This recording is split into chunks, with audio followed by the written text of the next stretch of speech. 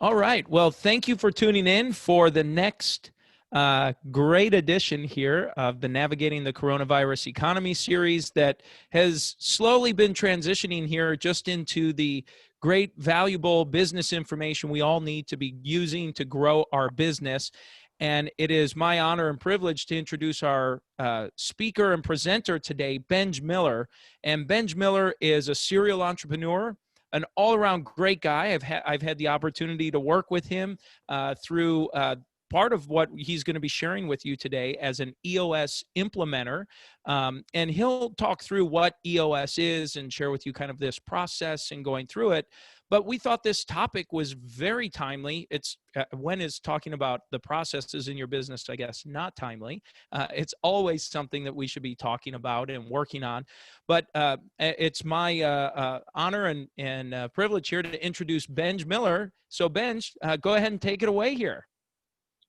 Thanks, Tom. I appreciate this, appreciate the opportunity. You know, we chatted for a second and we were talking about process, and we've talked about processes within our business. Our sales team has a process, our delivery team has a process. We've got processes in finance, and but most companies don't have a process for running their company. And I was running a company, I was actually merging two, and found this thing called EOS, the Entrepreneurial Operating System, which is a system or a process for running your company. So it's just the blocking and tackling.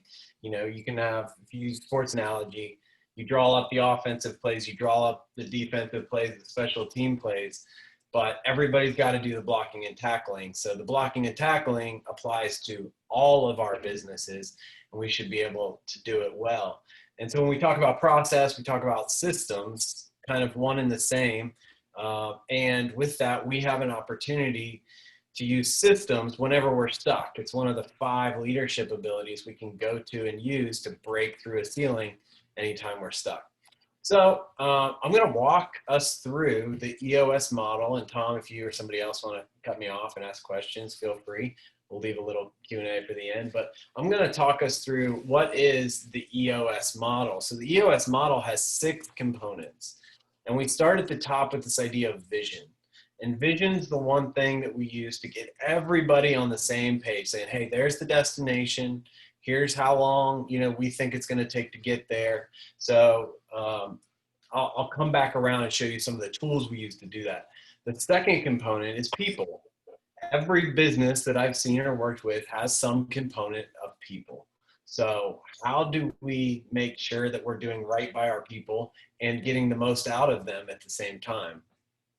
The third is data. We have this component in our business, and data actually helps us get a pulse on what's happening, be able to predict what's going to happen. And like my history as a leader, I was way too optimistic. So I would let the narrative of the story be the truth instead of the actual data. So I had to learn how to really let the data be the thing that's going to hold us accountable. And let's have a conversation about the data, because that's the truth. The fourth component. And Ben, sorry to interrupt really quick, but I think as an entrepreneur, I know I relate to that, and I have a feeling a lot of entrepreneurs do. The optimism, it's what carries you through. So it's like, we can do it. Yeah, and we want to believe the best about our people and that they're doing the right things and they're going to get the right results, but we're quick to jump over the reality that the data is showing us, if it's good data. Yep. Fourth, we've got issues. So every business has issues. Most businesses don't have a great process for identifying, surfacing, like what are our issues, keeping track of them, and then solving them, actually working them out. Who's the right people to work them out? How do we do it? What does that look like? What's the cadence? Fifth, we've got process. So process, that's the core of what we're talking about today. We take a very entrepreneurial approach. I'll tell you about it the second time around. But at the end of the day, when we take the time to do the process piece, we make our lives better, make our business easier to run, more profitable, more scalable, repeatable. We can onboard more people. And at the end of the day, it's just way more fun. Last is traction. So if vision's at the top, traction's where the rubber meets the road, and we say, hey, are we doing the things we need to do to be on that march toward that time frame, toward that destination, and getting everybody kind of paddling at that same pace, and making sure that everything's going the way it should be. So I'm going to walk us through the wheel one more time. I'm actually going to share some of the tools. You can take these and use them in your businesses. What happens is the businesses that haven't been very strategic in this, we have an organizational assessment, and most organizations are somewhere between 20 and 40%.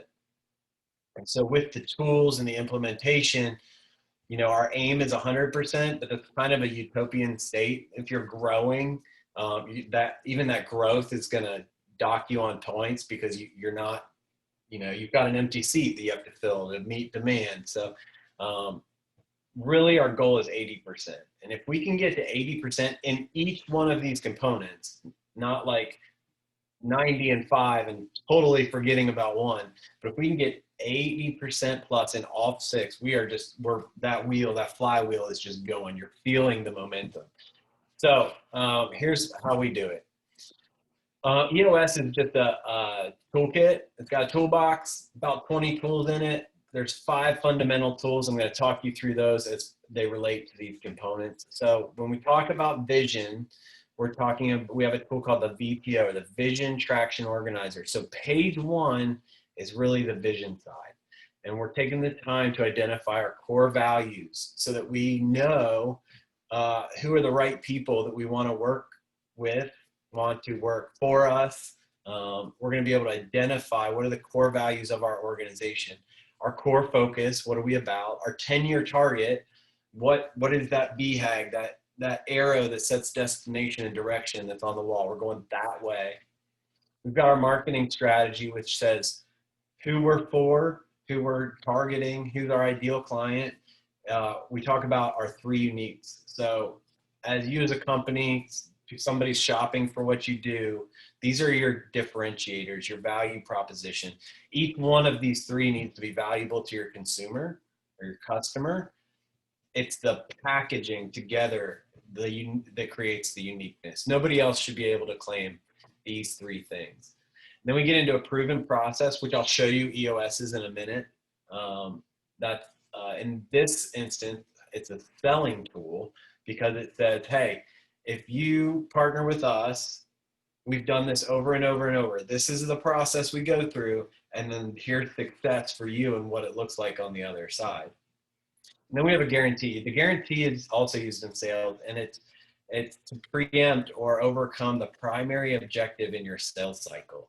So if you're running into the same thing in that sales cycle, the same objection, what can you do to jump in front of it? So you know, if we guarantee X, Y, Z, then they never even have that concern in their own head. Then we get into the 3-year picture. If the 10-year is where we're driving toward the big, hairy, audacious goal, we're going to break that down and say, all right, what does it look like in 3 years? Then we go to page 2, and page 2 is more the traction piece. We're getting more into the immediate. We've painted a nice picture of the 3-year. So what do we have to do this year to be on track to hit that 3-year picture? So we get into our goals or priorities for the year. What's our measurables? And then we go one step further and say, all right, we're going to live in this 90-day world. So rocks for the quarter. What are the big, heavy objectives? The things that work on the business, not in the business. So next quarter is actually easier than this quarter in the business. And we're going to prioritize those. We're going to assign those. We're going to define them really well so we know when they're done, when they're not done, and we can have conversations around that. And then the last thing that sits on the VTO is our issues list. What are the issues that we have in the organization that we need to work through? And those 8 questions that wrap up the VTO, if we can have those shared by everyone in the organization, then everybody's got a much clearer picture of what we're about, where we're going, and how we're going to get there. Then we get into people, and people has a component of right people in the right seats. We've heard that expression, but we break that down a little bit and get really practical with some tools. So the first one is what we call the accountability chart. You've probably heard of an org chart. It's a little different because organizational charts tend to just structure the people in the organization. We take a different approach and say, what are the core functions of your business? And then who's going to be accountable for this? So there's a function, we create a seat, we call it a seat. The function gets defined. So what are the roles and responsibilities that that function is responsible for in the business? We're going to say, all right, how would we measure that if we've got, and we can almost go line for line on the roles and responsibilities. How are we going to measure that? And then we put a person, who's the right person in the organization, or do we need to go recruit somebody to sit in the seat? Just very generically, quickly, there's 3 core functions in every business. You've got some sort of sales and marketing, operations, and then finance. It's kind of a starting place for the organization. And then every organization's unique. So you may have 3 lines of business that ops splits into. You may have a sales and marketing may be separate. So that's where you start to get creative. What for your business? What are the core functions? And then we have that I that you see above it. And the I stands for integrator. So if we have these different functions, who in the organization is going to be responsible for integrating those different functions to making sure we don't outsell our ability to deliver, or we can sell and deliver, but we can't collect cash quick enough to keep the machine going. We've got to have a balance between the functions of our business. And then there's one more seat up there, and it's called the V, or the visionary. And there's actually a book, if you're interested in this, called Rocket Fuel, that talks about that visionary integrator relationship and how powerful it can be. It's called Rocket Fuel. But this is about only half the companies that we work with have these as separate seats. A lot of times one person's filling that both roles. The problem is that it's kind of a unicorn that does a really, really good job playing both of those roles because there's such different wiring and personality. Your visionaries, big ideas, big relationships, maybe more on product and sales. Integrator is going to be more on managing accountability, hitting the plan, the P&L, the logic, maybe the ops, the finance side of the functions of the business. So you need to structure your business the right way. And then how do we know if we have the right people and in the right seats? We have a tool called the People Analyzer. Once we have our values identified, we put those up at the top. Those are the first 5 that you see there. And then we put the person down the side, and we can actually just have a real conversation. Do they fit our values? So we use a scoring system that's plus, minus, or minus. So plus, most of the time they exhibit the values, that specific value. Plus, minus, sometimes yes, sometimes no. We can have a conversation around that. A minus is rarely does this person exhibit this value. So we want to set a bar, a benchmark for our people, and we can actually use this to hire and fire and review and reward once we get really clear on what they are and how we kind of measure that and how the person measures up to that. And then you'll see this thing that's on there, the GWC, or the get it, want it, and have the capacity for it. And so this is our way of saying, are they in the right seat? Is this the person, the right person for this seat? So we say, hey, do they get the job? Do they truly understand what this job takes day in and day out? Do they want it? Like, do they wake up excited to pour themselves into this job? Do they have the capacity for it? And capacity is not time, because we can fix time issues other ways, but the capacity piece is more on your EQ, your IQ, your experience, your maturity, your training, your skill set. So you really want to say, hey, based on the roles and responsibilities of this job, I think this person does or doesn't have the capacity to do it. And that's just a yes or no. It's kind of a black or white. And it's important to ask the people as well, the person that you're thinking about putting in that seat and people around them to get that feedback. And we're just elevating reality the same way we mentioned earlier with the data. All right. So speaking of data, we have 2 things. We've got scorecards and measurables. So scorecards is exactly what you would think it is. It's a list of the top measurables that are going to give you the ability to have a pulse on the business and predict what's going to happen within your business. And we just want a handful, 7, 10, less is more, because we just want to look at, what we need to look at and nothing more. We don't want to get distracted. We don't want to get overwhelmed. We want everything to be as simple as possible, but we want somebody to have a measurable tied to those. So what is the target of that measurable? who's going to be responsible for that measurable, keeping up with it, hitting those numbers. And then we're going to have a 13 trailing week data point on this. We're going to look at this every week. We're going to track our average. We're looking for trends. And this is the data. This is the reality that we're looking for to make the hard decisions and ask the hard questions. And then the measurables piece, the measurables is more tied to the person. So if you've got a seat with a role and responsibility, how are you going to measure that actual seat? And then we get into issues. I'm going to come back to issues in a little bit, but the big thing here is that we're keeping a list of issues so that we can work. And we'll talk about how we do this in the traction bit here in 1 second. And then IDS, and I'll show you that as well. So we'll come back to that one. Process, we take a very, very entrepreneurial approach to process. So you may think you have 100 different things in your business. We're going to say, hey, what are the top 5 to 10 core processes in your business? So let's pick a couple for sales, a couple for ops, a couple for finances. What are the things that we have to be able to do and repeatedly do? And maybe bringing on new people and additional people that need to be able to do those things. Once we do that, we're going to take a very minimalistic approach to the documentation of it as well. So what are the handful of tasks or processes? What is the 20% effort that creates 80% of the scalable, repeatable value? We just document those, highlight those, make sure everybody's trained on those and they are, acting those out in their daily practices. So we have that consistency within the business as we grow. So we want our core processes documented and then followed by all. And then traction. So there's 2 pieces of traction. Traction are those 90-day rocks that we talked about on the VTO. They're the big, heavy objectives that work on the business, not in the business. So you might need to implement a new CRM, or we might need to identify a strategic partner for a certain initiative. Those are big things that take a lot of time.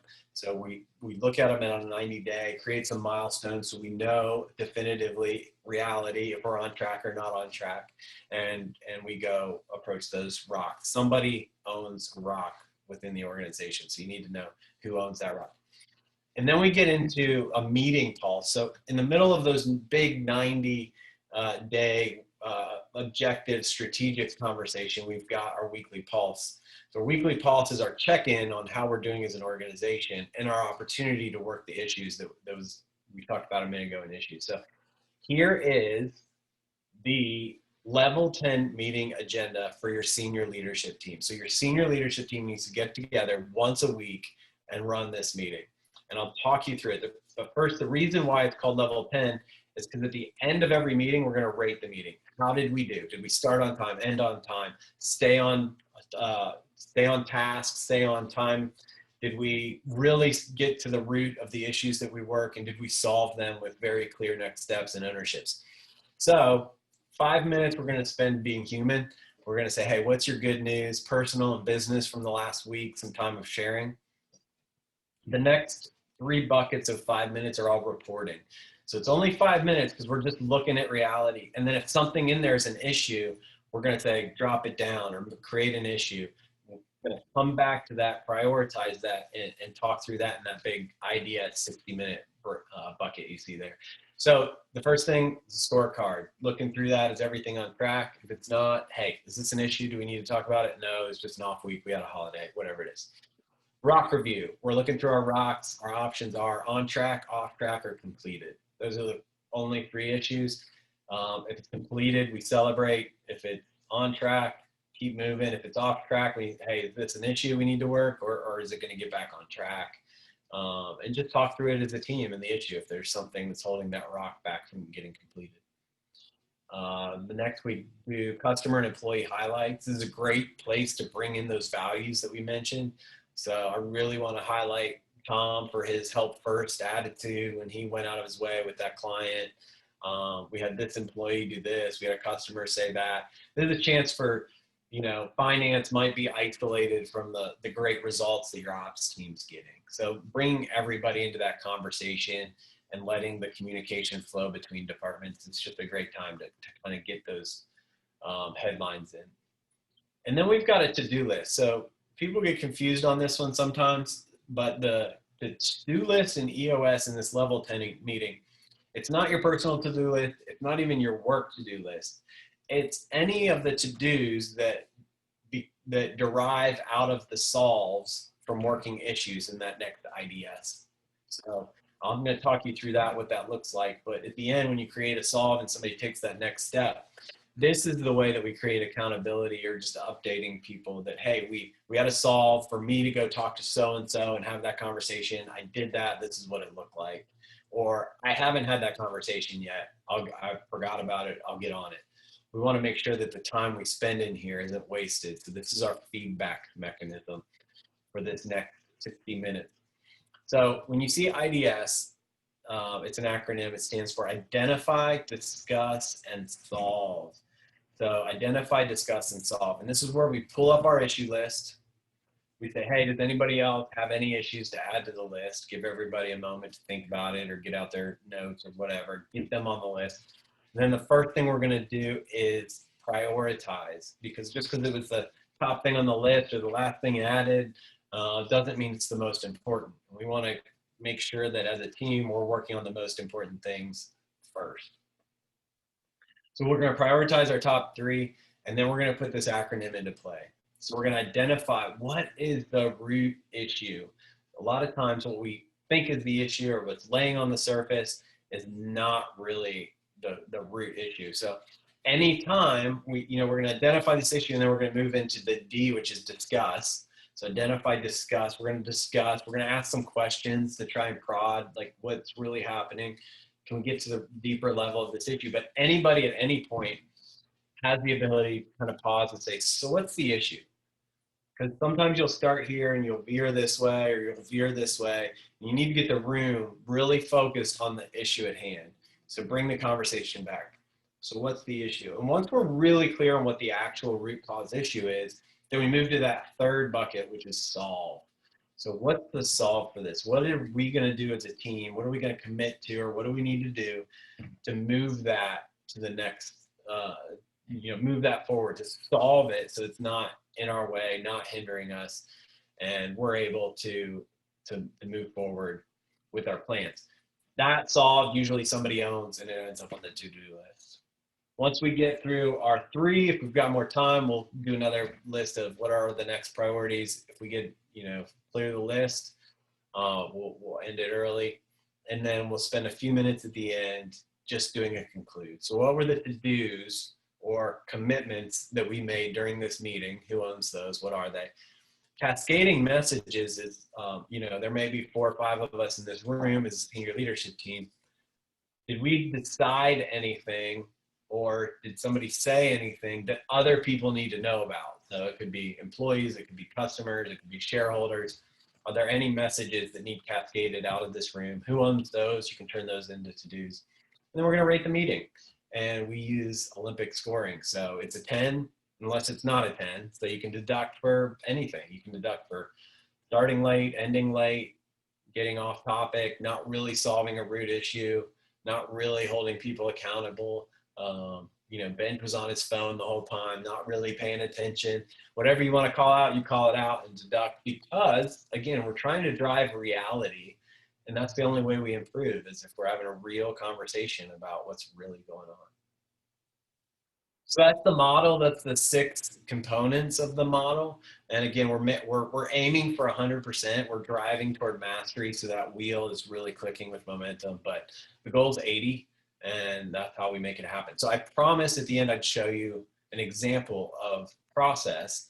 And so this is the EOS process. So this is what we take into a company to say, hey, this is what guarantees success. We've seen companies go from coming in at 20 or 40% to getting to 80% in about a year.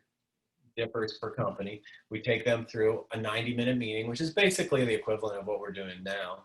Then we go into a focus day, and that's where we get 4 of the 5 foundational tools in play. It's kind of the equivalent of a car in motion, easier to steer. So we're going to get the car in motion with some of these tools, figure them out, lock them down, put them to practice, come back 30 days later for vision building 1, and then vision building 2 separate days where we're answering the questions and getting really concise with our VTO, that 2-page strategic plan.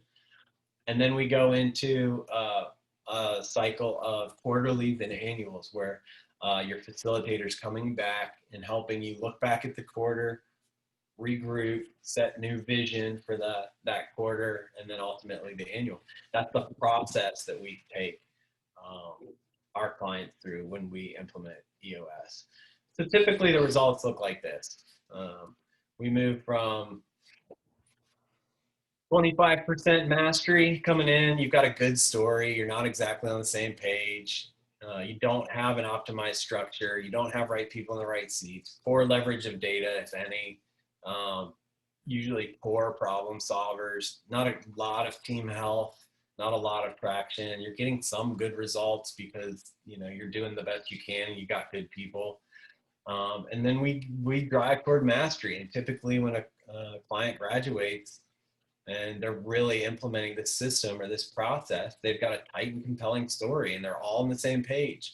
They've got an optimized structure. They know if they have any weak links in the right people, right seats. They've mostly figured those out. They're leveraging their data. They are world-class problem solvers. Great health, great traction, and great results. I flew through that. It's a lot. It's like a fire hose, but that's the core of the EOS system. No, that was fantastic.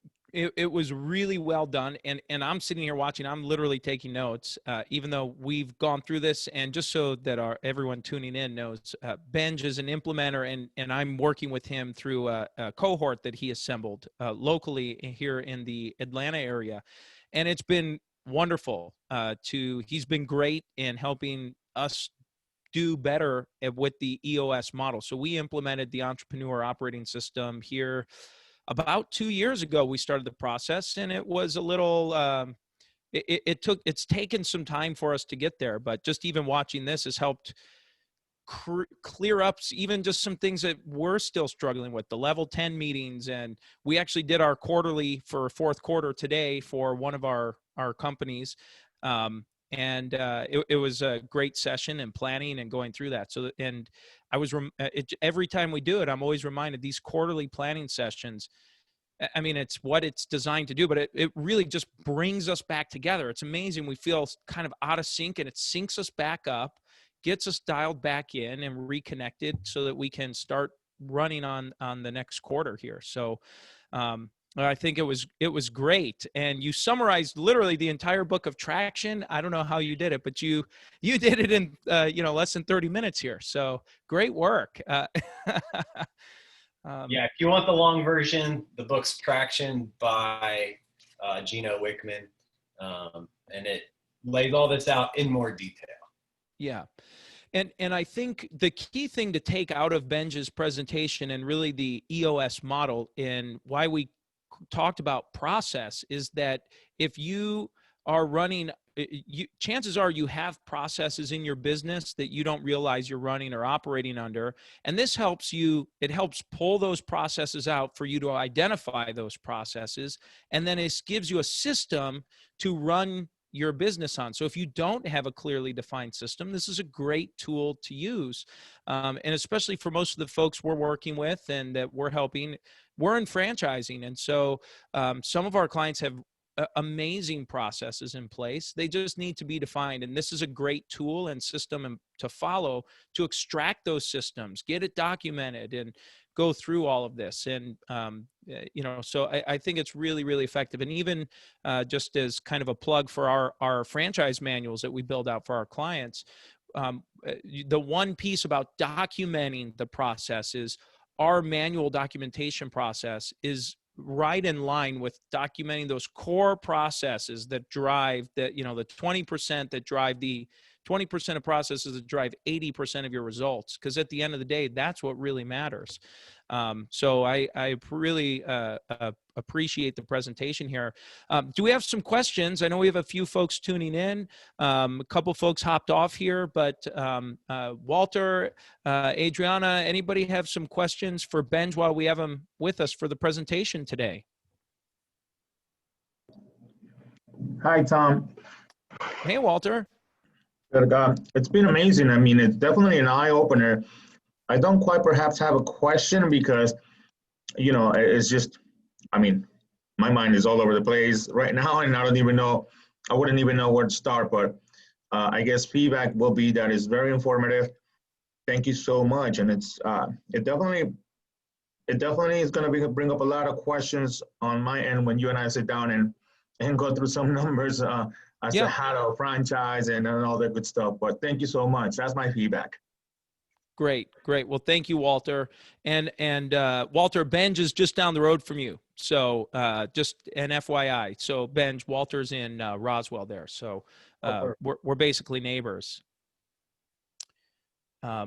Adriana, any questions or comments from you? No? All right. Well, it's good to see you. Thank you for joining us.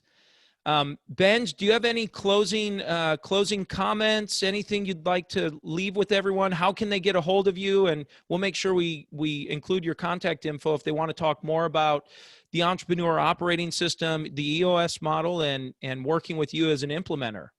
Sure. benjmiller.co. Benj Miller, BenjMiller.co. Great. Great. Perfect. Well, thank you all for tuning in. Benj, thank you for the great presentation. This is, I mean, truly like so succinct, to the point, direct. We will be using this as a training tool for new team members. So we'll be sharing that. Not a bad idea. There you go. Yeah. And using this for a tool, quick hit. Hey, here's a 30-minute quick overview of what's involved. So, and then thank you again. We really appreciate it. And if we don't speak with you, have a great rest of the day and a great weekend, everyone.